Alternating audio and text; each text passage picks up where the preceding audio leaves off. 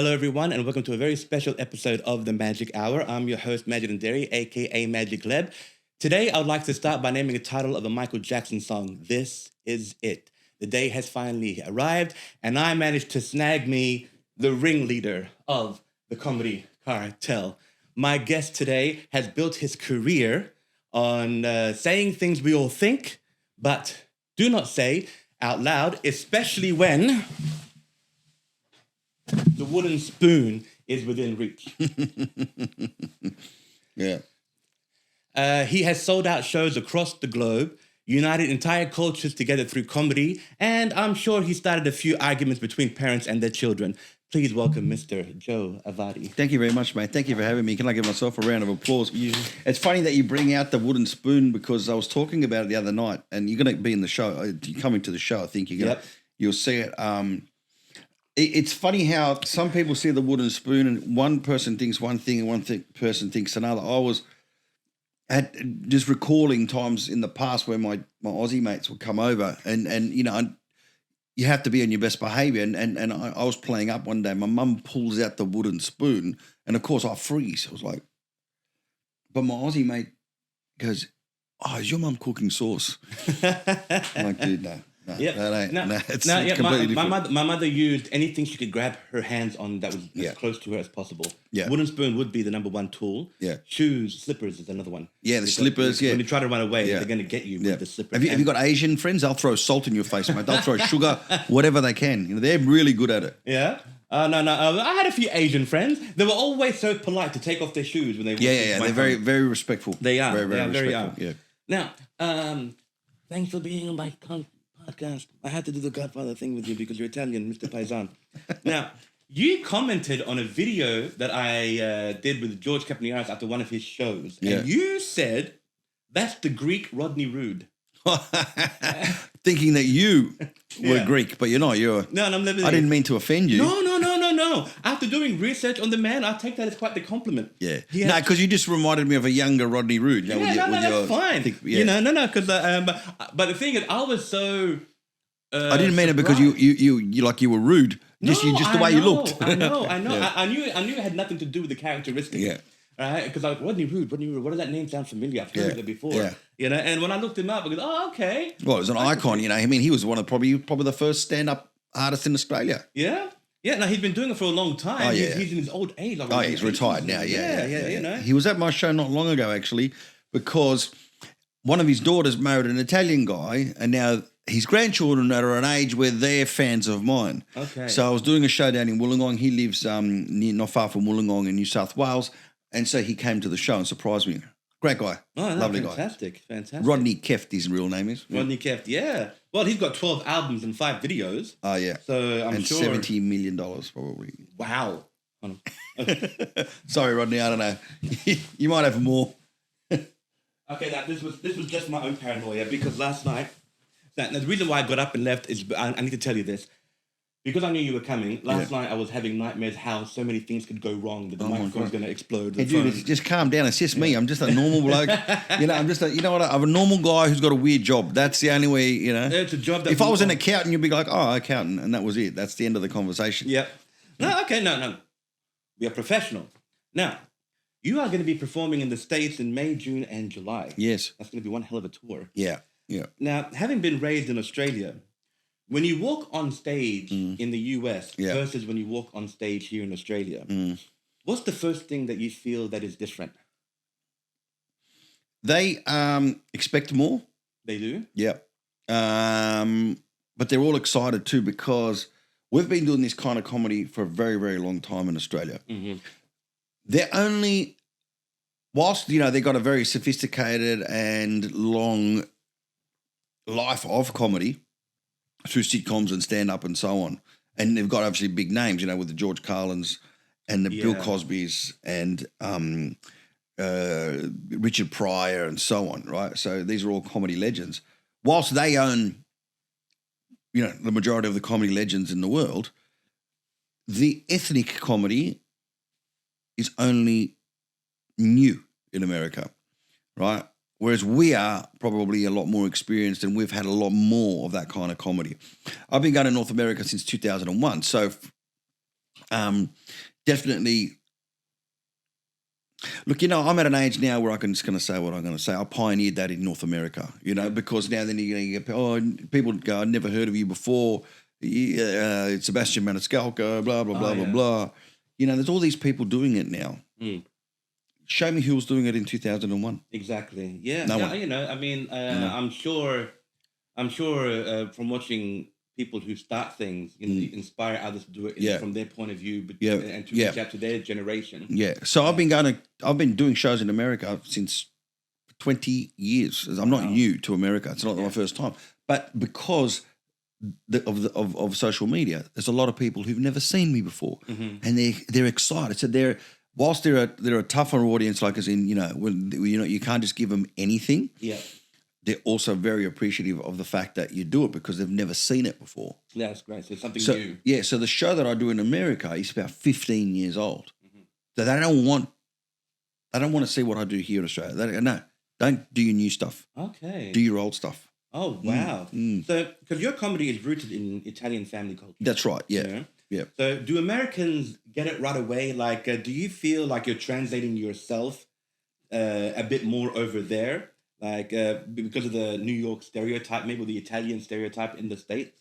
So if you're Italian or Lebanese or Greek or Croatian in Australia, most people who come from that diaspora, Greek Italian, Croatian Italian, Italian Australian, most of the people in that culture in Australia, most of the population of that culture understand it, speak it, go through the customs. In America, in Canada, the same. If you're an Italian in Canada or a Greek in Canada, you're pretty much going to speak it. You pretty much go to Greek school. You pretty much do Greek dancing and so on. In America, no. So in America, there are different layers of Greeks. There are different layers of Italians, okay?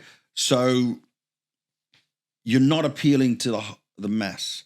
Someone like a Sebastian Maniscalco will probably be appealing more to what we call the Wonder Bread wops. Yeah. So the ones who, I got an Italian name, I know a couple of Italian words, but that's about it. Yeah, yeah. Who I appeal to are people who are really Italian. Yeah. And so that's a third of the population of Italians. Yeah, I find that with Sebastian, he's also telling jokes to non-Italians to understand Italians. Yeah, and also Sebastian's got a deal, with Netflix. So Netflix make you pump out specials, okay? Yeah.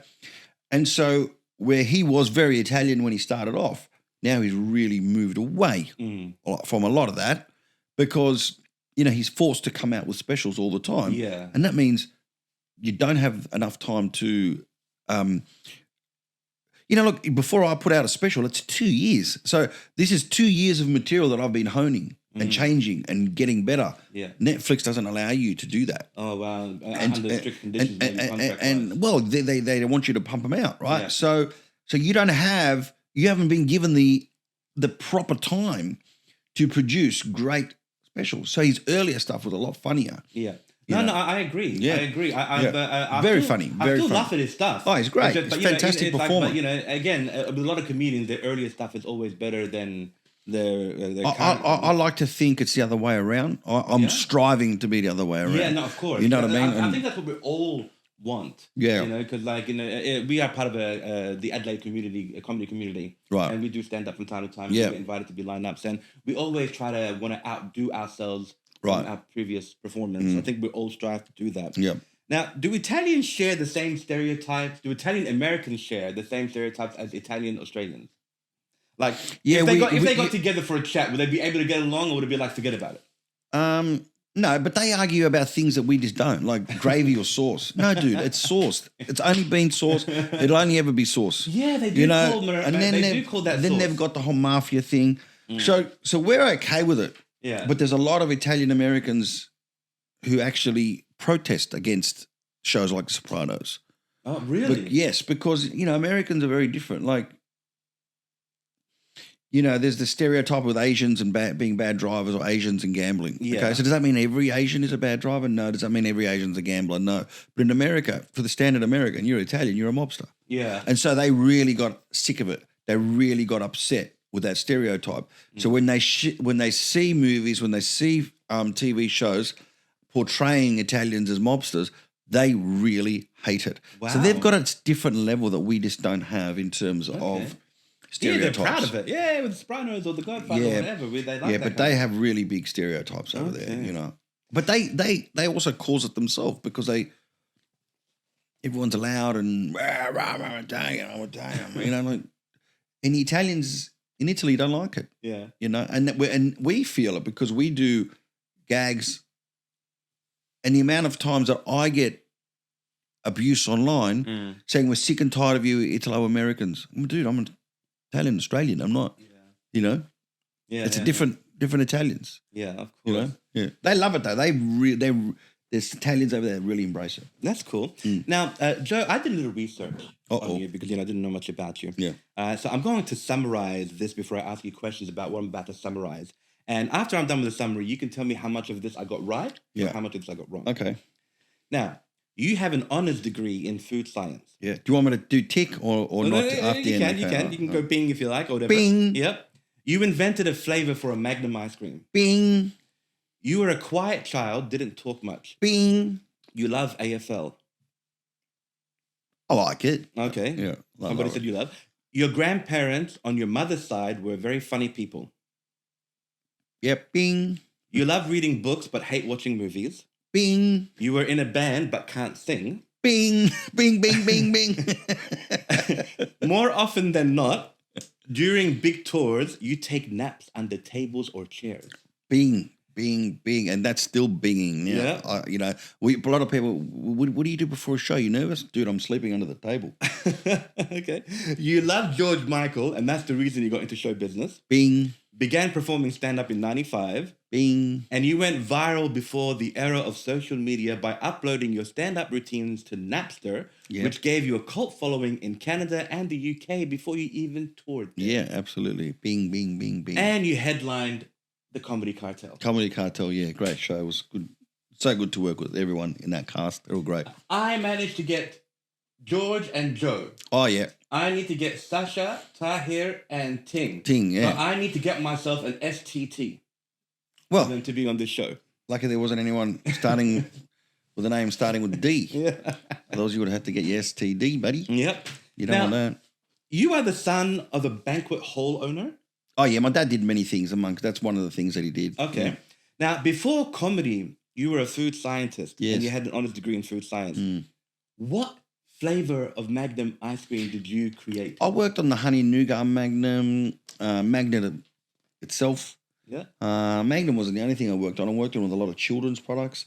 Those of you who remember back in 96, 97, there was children's products. One was called Grave Robber. The other one was called Shark Attack. So I was in charge of those as well. I really enjoyed working on children's products because of the process, because you actually go out to the kids and you get their ideas and then you start filtering down the ideas till you come up with the most popular ones. Then you got to see, can we actually make them in the factory? Okay. So working with the kids was so good. Just getting into their little heads and figuring out what they wanted as an ice cream. So great. So good. Did you actually go through with it? Was it bought or sold and distributed? Of course, yeah, okay. Absolutely, yeah. Fantastic. You can look back. You can probably Google. So one was called Grave Robber. The other one was Shark Attack. Oh, nice. Yeah. Okay, I'm definitely going to look out for that when I pick up my son from school today. Maybe stop by the store and get something. Oh no, they won't. They only see Paddle Pop's still around. Yeah, but every year they come up with a gimmicky one. Okay. So the 2 years that I was working there, the first one was Grave Robber, second one was Shark Attack. That must have been one hell of a profession, though. It was great. It must have been a lot of fun. Yeah, it was a lot of fun. Yeah. It kind of like Charlie and the Chocolate Factory. You're creating new stuff. Yeah, kind of. Yeah. All right, cool. But in a tie with a hat. Yeah. Now, growing up in Five Dock, mm-hmm. you were considered a quiet child, which is very, very ironic considering your Italian background, when Italians have the stereotype of being somewhat loud. Yeah. And highly expressive and highly talkative. Mm-hmm. Does the quiet kid become the one who really understands everyone? Well, yeah, because I felt like, and I still am shy. Yeah. It's an act. Okay, the guy you see up there, it's an act. You turn it on, you go, right, that's when you got to be that guy. So when you're shy, you're not talking. When you're not talking, you're sitting back. When you're sitting back, you're observing and you're absorbing it all. And so then when I did start to get more confidence and when I did get on stage, I had all these observations that I had made, because instead of wasting energy thinking of what to say, I just reserved that energy and absorbed all my observations and kept them in the back of my mind. So that one day when I did this, then, I've got all those thoughts, Yeah. Now, if you met your younger self, the shy self, what would you say to that quiet child?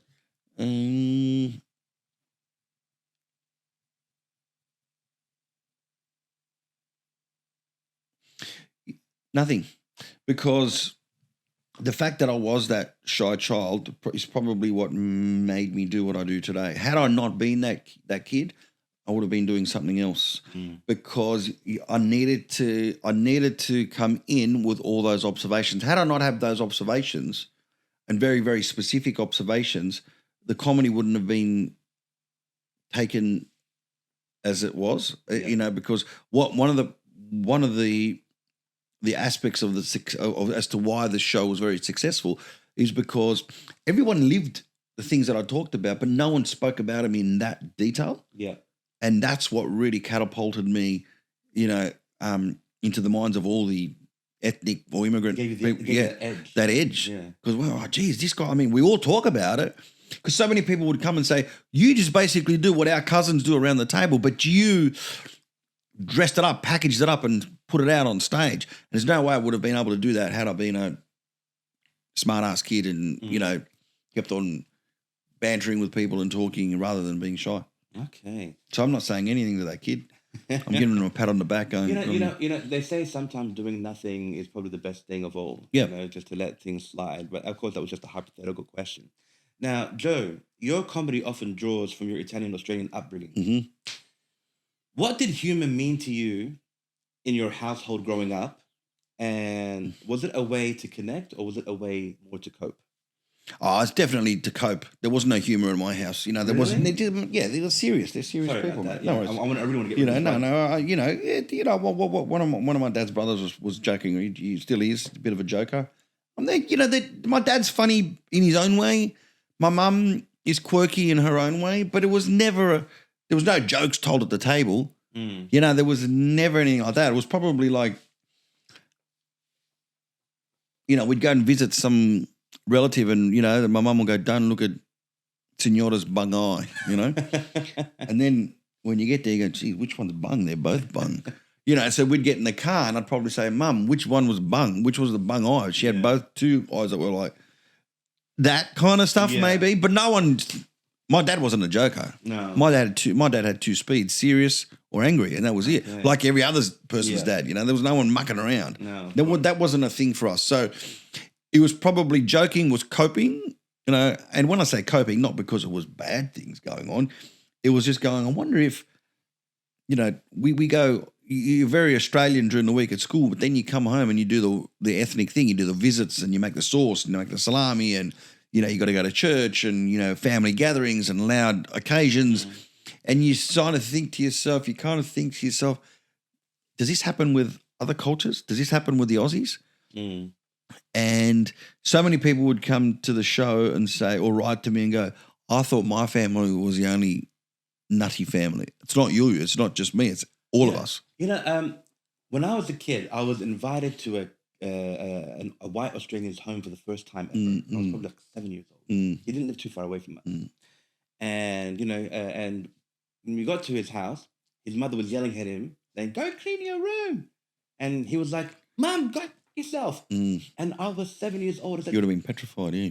What did you just say to your mum? Yeah, you can't talk like that to your mum. If I looked at my mother cross-eyed, I'm going to get a smack. How the hell are you getting away with it? And they were cursing at each other left and right. I was like, my God. You did that really well. Swore without swearing. Yeah, I'm very good at that. I know how to censor myself when I need to. Yeah, right. That's pretty good. It was like when you wanted to swear, but you're not allowed to swear. Yeah, right. Just do it. And I also learned that you are the kind of comic that doesn't curse. No, I don't swear at all. Yeah, so I don't swear. I don't talk about vulgar stuff. I kept that in mind. Yeah. And I kept it PG for you. Thanks, buddy. No problem. Now, tell me about your very funny grandparents from your mother's side who, if I'm not mistaken, also taught you how to speak Italian.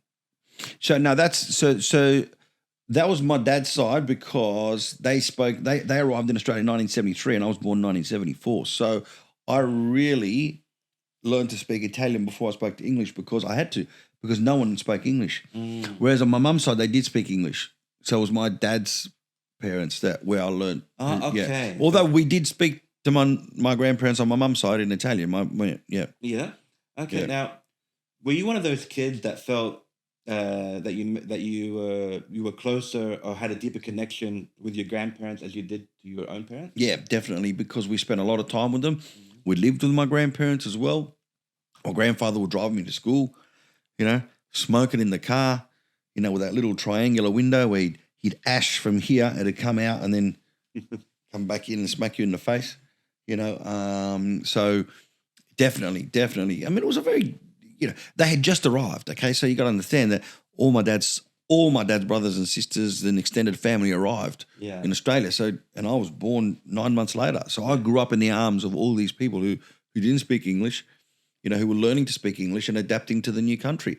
And so there had to be a closeness. It was inevitable. Are they still with you today?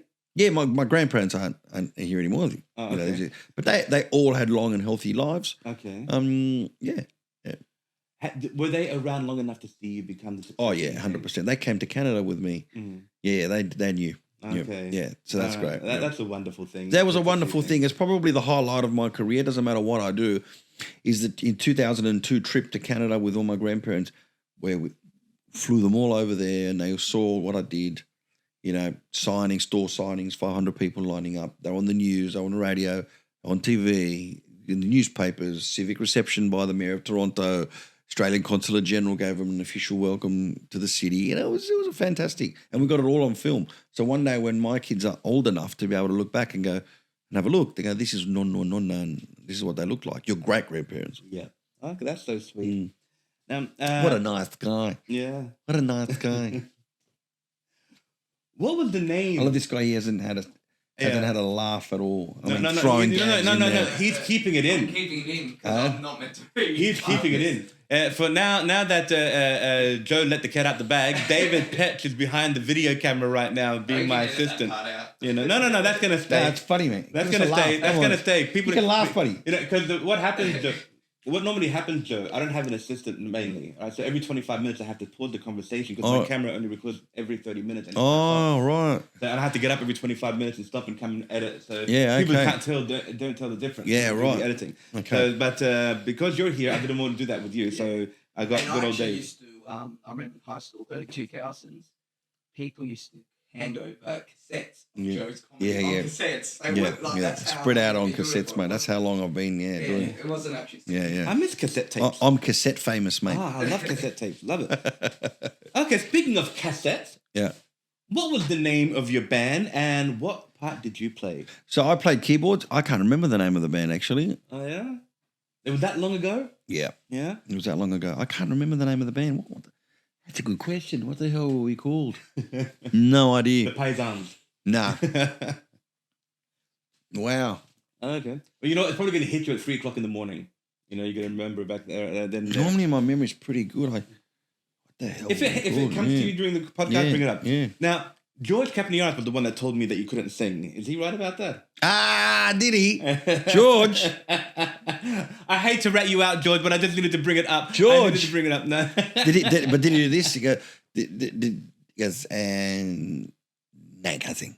I can't sing. Joe can't sing.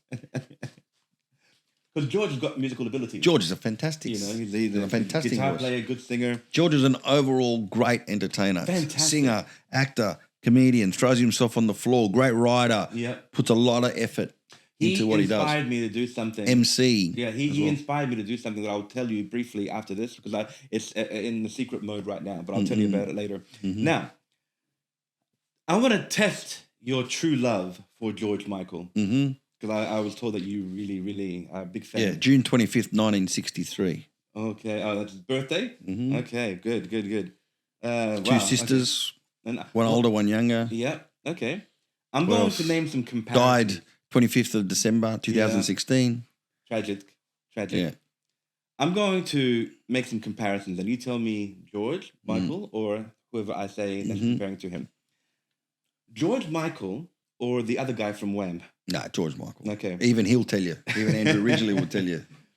George Michael or John Bon Jovi? George Michael. George Michael or Bryan Adams? George Michael. George Michael or Paul McCartney?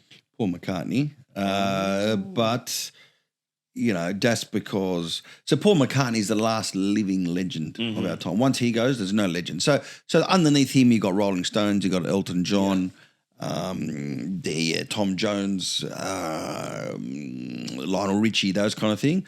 But... So the last sort of living legends in the world, it was Elvis, Michael Jackson, and the Beatles. They're the ones who changed music forever. They'll never ever since the phones come out, that there won't ever be legends ever again. The way that we celebrate legends isn't. We just consume people in a different way today. Yeah. So once Paul McCartney goes, that's it. Yeah, there's no legends after that. Yeah, so it was the Queen. So the Queen's dead. We lost Freddie, it was the Post. Michael, we lost Prince. Yeah, Prince, Michael Jackson, Freddie. Those guys are gone. But Freddie was at the level of Elton John. Yeah, okay, and Mick Jagger and stuff. Yeah. So so Paul McCartney. So that's a win for Paul McCartney. Yeah, 1 win. Well, you can't not. Yeah, no, I personally like George Michael better, but how could you? Yeah, how can you you'd deny be ignorant to say that? Yeah. All right, I'll make it easy for you now. George Michael or Phil Collins? Oh, George Michael. Okay, George Michael or David Bowie? David Bowie was fantastic, but I still like George Michael. That's fine. That's what we're doing it for. Yeah. George Michael or Elton John? George Michael. George Michael or Freddie Mercury? George Michael. George Michael or Michael Jackson? Ooh, geez. That's a hard one, mate. Jeez. I'd have to say Michael Jackson because no one created hysteria. Yeah. I mean, George Michael was a massive pop star and people went crazy over him, but not the kind of hysteria. No one created hysteria like Michael Jackson, the Beatles, or Elvis. No one. So you got to say Michael Jackson. Okay, only 3 more to go. George Michael or Prince? No, George Michael. Although Prince is probably the best live performer in terms of musicality. There's no one beats Prince. And Elton John will tell you that. Yeah. George Michael or Tupac? No, I can't even believe you asked that question, man. I wanted to throw it in the mix there. All right, fine. Last one. George Michael. The only Tupac I know is what you put on your car, your paint. No, man, I don't know nothing about rappers, mate. Okay. Let's just. All right. Hey, if you like rap, you could like it. No. I don't know. People have range. I could have simply said George Michael or Jimi Hendrix. Yeah, right. So people have range. Yes. So Dave, are we good? Okay. We're both. Okay, good. Just double checking. Now, your first show was, forgive me if I don't pronounce this correctly, Living La Dolce Vita. Dolce Vita, yeah. Yeah. Now, so in Italians, what do we say? La Dolce Vita. Okay. Because I'm Italo-Australian, Dolce Vita. Okay. You get finally we got a laugh out of the guy. No, I got it. Finally. Oh, it's because my surname's got the double C in it. So. Right. Okay. So it's like a ch sound. Double C. Double C is a curt. Oh, is it? CH is it? Okay, obviously. Yeah. So, am I correct to assume that this is a pun from Ricky Martin's "Living La Vida Loca"? I thought it was a pun title. All right, I see. You know what? I didn't get that. I never thought of it like that. Because when I saw that so title, Living La Dolce Vita, Living La Vida Loca. I thought maybe that you were doing a pun. I never thought of it like that, but okay. No, it was just La Dolce Vita, living La Dolce Vita, but I'm in Australia, so I'm living La Dolce Vita, because, Dolce, okay. Yeah, okay. Yeah, but that's cool. I never thought of that. It's interesting. I thought that, because that was one of your first albums in the early 90s. Yeah. Right? And I think that was around my first time album. that song came out. So I thought maybe there was some kind of a connection. Yeah. Ricky Martin didn't come out though, did he? Oh no! Not till later. But you know what? When I mentioned it, when I suspect that he could have, people were saying, "Imagine, no way, he's too good looking." I said, "Okay, fine." Well, what? Because good-looking guys can't be gay. No, but I said, but look how he's dancing. What? He's enjoying himself. All right. When men dance and they really enjoy it, you're gonna question that because we don't dance because we enjoy it. We dance to get with the woman that we are dancing with.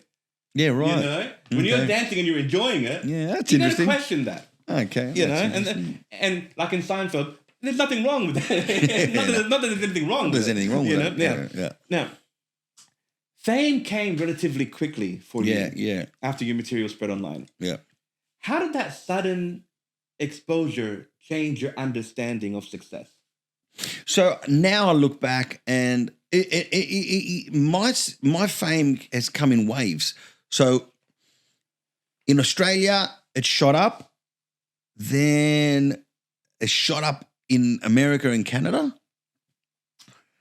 And then when I became famous in America and Canada, my Australian fame went up again. So in Australia, it was more of a gradual, and then over there, then it just went spiked up, and then it found its way back to Australia. Then in Australia, it spiked up. So in a way,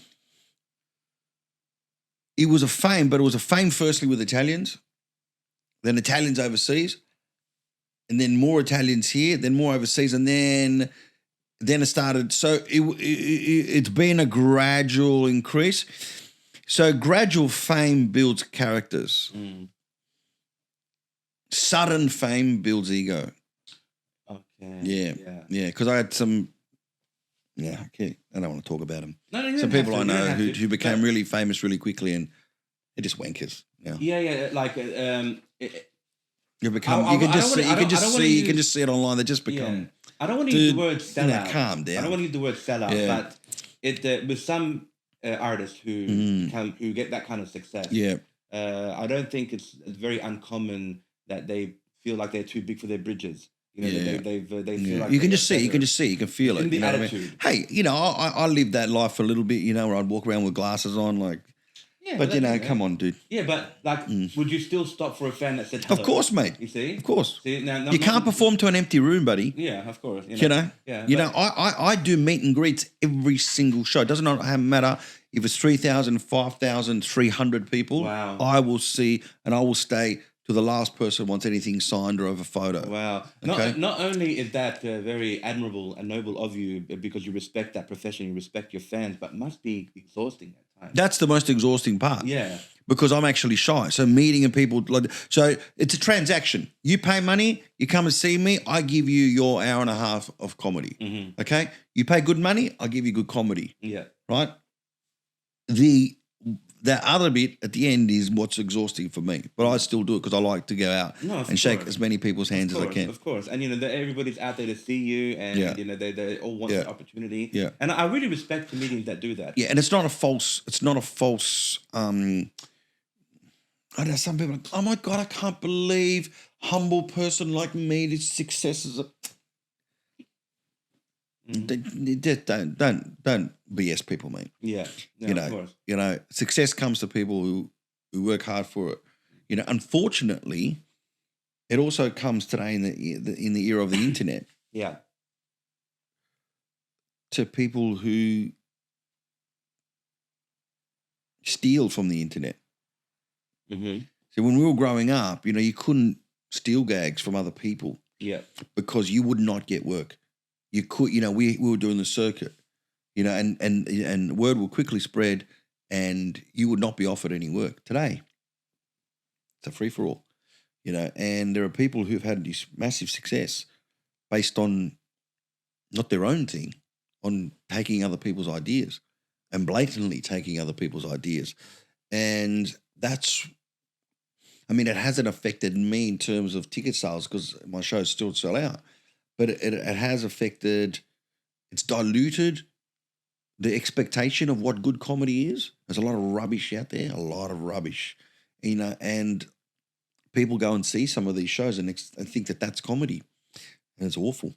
It's really, really bad, and it affects, that's how it affects other people because they go, oh, I'm not going to, they go, we went to see such and such, and it was really bad, and we walked out. And so then when they see another show of the same sort of topic or the same sort of genre, they think twice about going, and that's not cool. No, of course not. But it's not very uncommon. This is something that's been going on for a long time. There's always that dispute between Dennis Leary and I think maybe Louis C.K. about who came up with this whole asshole bit. But there was always this accusation, you stole my joke, or you took that from me. And, I think this is something that's been going on for a while. You can't we're all ethnic comedians. Of course, we're going to talk about the plastic on the furniture. Yeah, we're going to have. I was going to bring that up. I was going to bring that up. Okay. I was going to say I removed the plastic just for you, but that's not true. Thank you. No, man. No. No, so yes, of course, because some people argue like, oh yeah, but you weren't the only one who had the similar experience. No. Yeah. But you're stealing my version of that experience, and that's what's not cool. Yeah. Of course, you can have your own bit about plastic on the furniture. Of course, you're going to have your own bit about mums hitting you with a wooden spoon. Yeah. But don't take my version. Exactly right. Like word for word. Yes. Like stop stealing. Have a different point of view. Come with your own. Yeah. Don't steal my version of it. Yeah, I totally agree. Because I'm not the only one who's had that experience. Of course, everyone's had that experience. And we do shows. We do shows, and I've been working with Tahir and George for years and years. And we all have grown up the same way. We all do our own version, but we do our own versions of it. Yeah. Stop taking our versions and pretending that it's yours. But why do you think they do that? Because they're not comedians. They're not actually. It's hacking. Yeah. It's very and it's very easy to go online now, pilfer the internet, and say, "Oh, I'm getting that guy stand up and making a video of it." Yeah, word for word, dude. That's not cool. Yeah. I don't want to name names. I'm sure people can figure out themselves. I've been seeing videos lately of people just lip syncing either songs or something or a funny anecdote. Like if they did an Eddie Murphy bit, they'll just lip sync it, but Eddie Murphy's voice. Yeah, okay, that's one thing. Because people know. Yeah. But don't take my stand up. Yeah. Make a video of it, and then expect people to think that it's yours. Do your own version of it. If you want, man, I can use some Lebanese enforcers for you. Put them into play. Right. That's okay. No problems, man. We have our own. Okay. Now, comedy can age quickly. Yes. Now, both cultural identity, but cultural identity is enduring still. Have you adapted your material as both you and your audiences have grown older together? 100%. I mean, if you came to see my show 15 years ago and saw it today, it's very different. Yeah. We talk about the kids. We talk about that I'm a father. We talk about my parents being grandparents. So 15 years ago, my parents weren't grandparents. I couldn't do gags about that. 15 years ago, I wasn't a dad. I couldn't do jokes about that. 15 years ago, we didn't have the technology that we have today. I couldn't do jokes about that. 15 years ago, it wasn't a woke world. I can't do jokes about that. Yeah. 15 years ago, I couldn't do gags where what for 15 years ago, I didn't have to worry about political correctness. Now I have to worry about that, okay? And so, of course, it's evolved, and a lot of people come to the show. A lot of people also go, nah, I've seen it. I want to go. And some people are like, my wife dragged me along. And going, I've seen this guy 100 times. And then they go, oh, mate, because I really enjoyed a lot of your new material. And also the other thing was, 15 years ago, I was living a rock star lifestyle and I wasn't paying attention to my act. Then that all changed. And now I have this rule now that when I move from city to city, I can't leave a city without 2 or 3 new jokes, or at least at 5 attempts at 5 new ideas. Wow. And because I'm working towards, and that's what I'm doing now. I've come back and I'm doing all the clubs because next year I've got a massive, massive tour. And the only way that I can come back with a brand new show next year is if I work my old stuff and my new stuff now, and then old goes out and new takes over. So by the time you come and see my show next year, you'll see some of the stuff you saw tonight, but there's going to be a ton of new stuff. Yeah. Between now and when the next time I'm in Adelaide, I probably would have done 170 shows around the world in between. And there's 170 times an hour and a half, right? So there's 250 hour, whatever it is, of 240 hours maybe of trying new stuff. Now, when do you make that distinction when you are following your script on stage? Because I'm guessing that whether you write it down, you have your intro and you know what you're going to talk about. You know what your jokes is that's coming up when you're on there. But at what point do you make the distinction where I can go off script for a while? Oh, I always do. So I don't come with, I know how I'm going to start. I know how I'm going to, well, I've got a few endings. Yeah. Right, depends on the night how I feel. But so what I do is I get up, I feel the audience, right, and in the first 5-10 minutes I feel where they're going and how sensitive they are, or how much I can go and how much I can pull back, and then I ask them who's been here before. And depending on if a lot of new people, I can go back in the catalogue. If there's a lot of people who've seen the show before, then I move away from the back catalogue and I stick to more new stuff. Okay. So I don't come with a predetermined set list. It gets decided on the night. Okay. Yeah. Now, do you feel more comfortable on stage as you do off stage? No, not. There's definitely not comfortable on stage. I'm not, I'm very shy. It takes a lot to get up and do. Don't you feel like you feel that sense of, lack of a better word, superiority, because everyone's here to see you. You command the audience. I don't think ever. I never thought that. I don't think I never. Because everyone's all eyes are on you. Yeah, so you got everyone's attention. I don't think of it like that at all. Okay. I should sometimes. I should say, hey, you know what? But a lot of people have that ego, not ego, I wouldn't say ego, but a lot of people, when they get on stage, they feel like they can, okay, they're on me, I'm going to rock this crowd. Yeah, I'd like to do that, but I don't get that complacent, mate. Okay. Absolutely not. That's fantastic. In fact, if you get up there and go, it's going to be a piece of cake, that's generally when you have the worst shows. Yeah, no, of course. No, you don't, that's too overconfident. You're constantly thinking on stage. It's not a script. I don't do a script. Tonight, it's not the same show every night. So, I need to keep focused and say, where am I going next? The crowd and the reaction is going, so while I'm telling you this joke, I'm thinking 2 or 3 jokes down the line. Wow. Okay. Okay. Yeah. So that's how your mind works. Yeah. What's the best compliment you have ever received from a fellow comedian? Probably from Tahir. Tahir, was talking to a new act, and he goes, "If you want a masterclass in comedy timing, go and watch Joe." Oh, that's cool. Yeah. That's a great compliment. Yeah. Okay, we have reached the level of fan-based questions. I did a video to ask fans who are fans of you to ask any question they want. And you got reactions? Yes, I did. Really? Yeah, I had to pay them, but I got it. I had to pay them, but I got no. I got it. Yeah, because normally my fans are like, "Oh, we like you, but we No. Okay. We couldn't be bothered going the extra mile."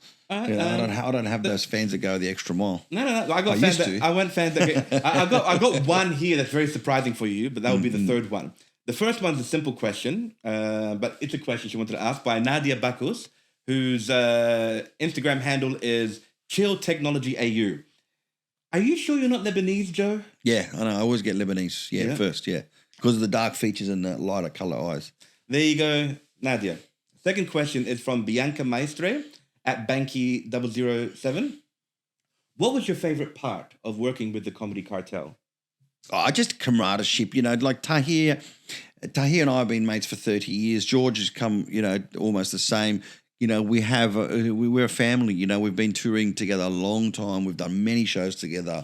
And Tahir will tell you the first thing that we think about is, what are we going to eat? What's for dinner?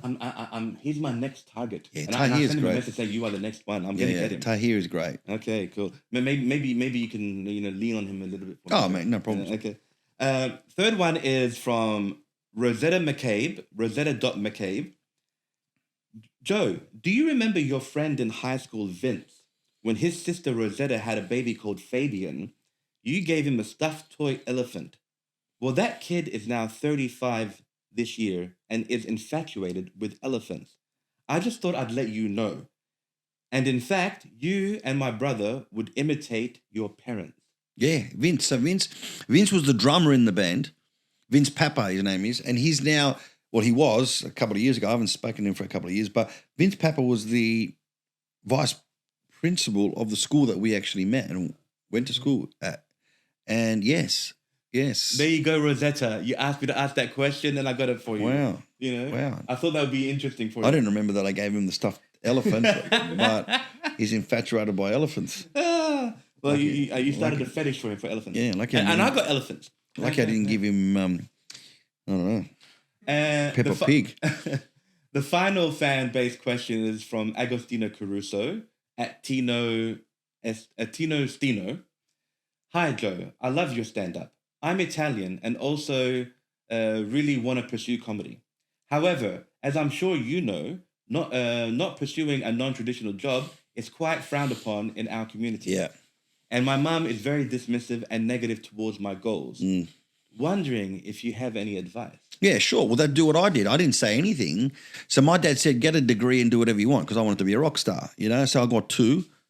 Then I started doing stand-up and I didn't invite them until I was at a capacity which was good enough for at least them to see. I didn't want my parents to come and see me at the Comedy Store and not get any laughs. So by the first time they ever saw me, I'd already had a lot of hours under my belt. I already had experience. So, if I was you, buddy, what I would do is, do your day job, do comedy at night, do tryout nights, until you feel that you are at a certain level. And then when you reach that level, then bring it up. Don't even mention it. Don't tell anyone. Whether you're going to Taekwondo on a Tuesday night or whether you're doing stand-up tryout, no one needs to know. Just leave in your karate outfit. How do they know if you're going to play soccer on the weekend, on a Tuesday night, or you're going to try out? So that's what I did. Just don't say anything until you're good enough that you feel then you can say something. Better be taking down notes there, Agostino. Okay. Now, Joe, we have reached the part where the existential part of the podcast. Wow. I like to get deep. Sure, buddy. With my guests. Yeah. To get to know them from a different. Yeah. Thank goodness you're not Greek. Oh, if you're Greek and getting deep, then. Well, I do admire Pythagoras and Socrates and all them. So yes, and Plato. Yes, they've got a lot of philosophy. Yes, of course. Yes. So I think that's what inspired me to do the whole existential bit. To be honest with you. Okay, I like this. Okay, Joe. When it's all said and done, yes. Would you rather be remembered as a great comedian or the guy who perfectly captured a generation of immigrant families? Yeah, no, the second one. Yeah. Definitely. Yeah. I'll never be, for some people I'm a great comedian. Yeah, let's fix that right away because every time you touch it's going to be a boom, boom, boom. Sorry. I mean, I'll like for some people I'm a great comedian, but if you ask people at the comedy festival, they don't like what we do, so that they'll never give you that kudos. The kudos. You don't. Okay. In fact, I can't do those festivals. I mean, it's very difficult for me to be in a room full of comedians. The energy is just really it's heavy, mate. I'm not a comedian. I'm in the business of comedy. Okay, that's a good way I'm of in the looking business of comedy, but it just happens that I do stand up reasonably well. Yeah, I think I should classify myself that because I do sketch comedy. I've made about 50 of them so far. Yeah, right. Okay, now here we go. You spend your career controlling a room full of people. Yeah. Does that ever make you question how much control we actually have in life? Yeah, absolutely. Because what you're doing as a stand-up comedian, you are asking a room full of strangers to you and to themselves to have a simultaneous involuntary reaction at the words that you've decided to say. So can you imagine what sort of power that is in terms of internally? Again, doesn't mean you're better than anyone else, but your own personal self. If I've got the ability to be able to control 3,000, 5,000, 10,000 people at the same time, even 20 people at the same time, for 90 minutes solo, I'm not hiding behind any other acts. I'm not hiding behind a wig. I'm not borrowing a costume. It's just me on stage. You might as well be naked, right? That's a very different experience. And so when you're aware of that and you can then use it for good, then you start to think, well, then how do I use that one-on-one? Yeah. Okay. In a good way, for a good thing, for good things. Yeah. Why do you think? Was that existential? Was that Yes, deep enough it was. for you? That buddy? was deep. You're getting deep, and that's what we want. Yeah. Why do you think people from completely different cultures can laugh at the same joke?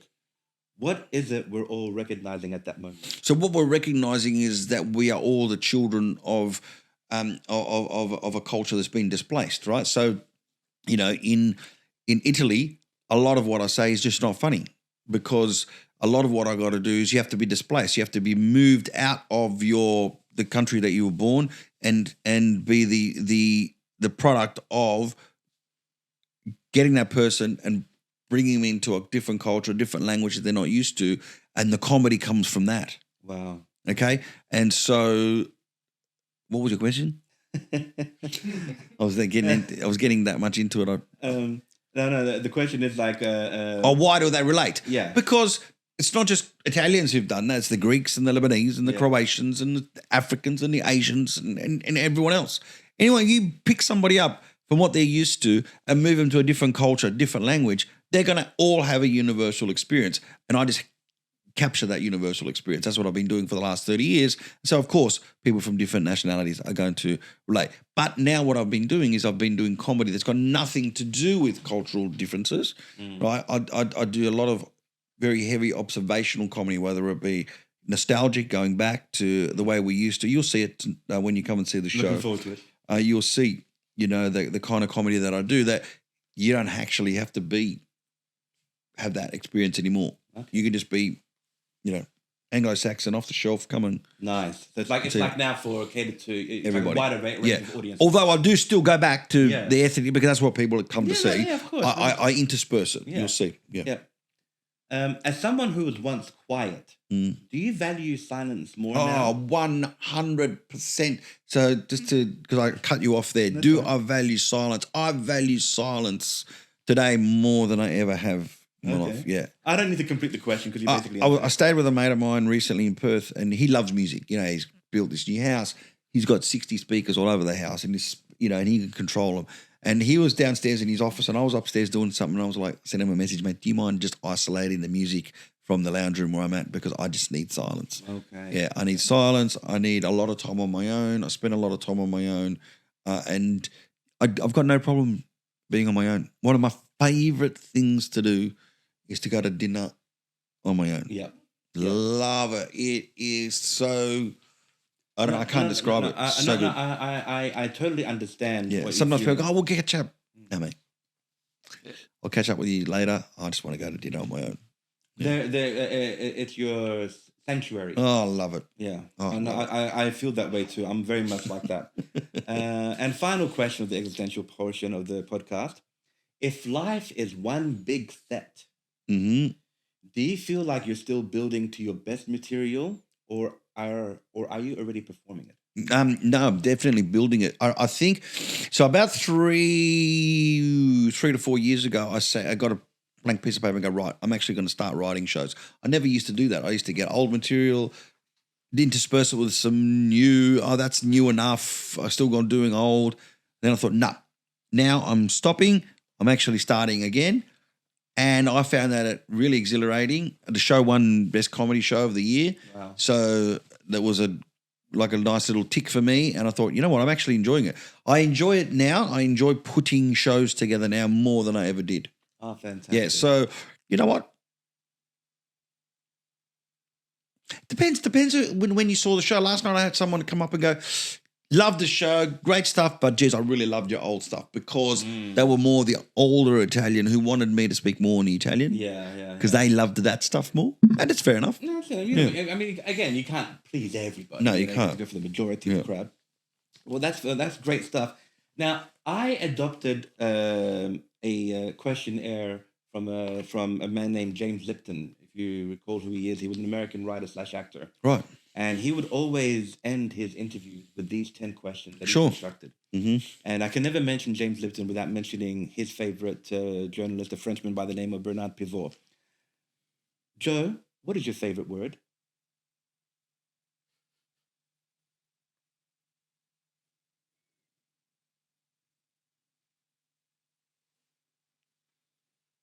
You can say pass if you don't have one. No. Because no one's ever asked me that question. So I think it's a great question. Favorite word? Shh. Is that a word? No, yeah. It is. Parents can turn it into a word. What is your least favorite word? Hate. What turns you on?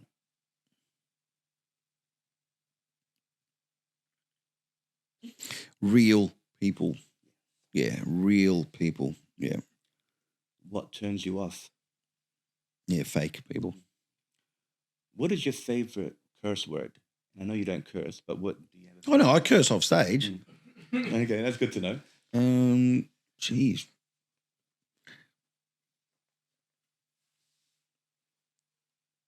I don't. It could be Italian. It doesn't have to be. Yeah, I'm thinking in Italian. Yeah, no, I don't know. I just generally, I don't know. I just, you get a feeling when you hear people swearing, and I just don't like it. It just rubs me up the wrong way. I don't know. So I can't say any word was going to. We can pass that. That's yeah, fine. yeah. So this guy asked these people this question. Yes, he did. Yes, he You're did. right. Okay. And being in Adelaide, and I asked that question, I got 17 of the same curse word. See you next Tuesday. Yeah, right. Good word. Yeah, it's a very good Aussie word. Yeah. What sound or noise do you love? Silence. What sound or noise? And of course, laughter. Of course, yeah, that's good. Laughter's always a good one. What sound or noise do you hate? Oh, just one-upmanship chatter in a room. It's like that small talk. That really does my head in. Small talk. That's why I avoid a lot of, because like I said, I'm a normal guy who's got a weird job, and so people are attracted to that weird job, and they ask you the same questions over and over and over, which is fair enough. They've never heard it, but I hear it 10 times a day. And you've had several professions in your life. Yeah. Now, what profession other than your own would you like to attempt? I would have loved to have been a singer. Yes. Like a proper singer. What profession would you not like to do?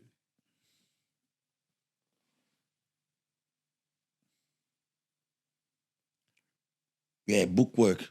Yeah. Okay. Yeah, and filling out forms. I don't know. That just doesn't do it for me. And the final question, Joe, if heaven exists, what would you like to hear God say to you when you arrive at the pearly gates? I told you so. Well, there you have it. Joe, you built a career out of family, culture, and the chaos that comes along with both, and somehow turned it into something universal. You've made people laugh at things they used to argue about, and probably caused a few new arguments on the way home from your shows. Now, for someone who grew up quiet, you've definitely made a lot of noise in the best possible way, and you have given a voice to a lot of people who didn't even realize they had one. So I want to say thank you for coming on the show. Oh, thank you. I really appreciate it, and I hope we can do it again sometime for sure. Thanks very much, man. Thank you for making it a really interesting podcast. Thank you for going to the effort to do the research. You've done some great research. I think you pretty much nailed everything. There might have been one thing that wasn't right, but hey, you're allowed. There's one thing that I need to do in front of you. Yeah.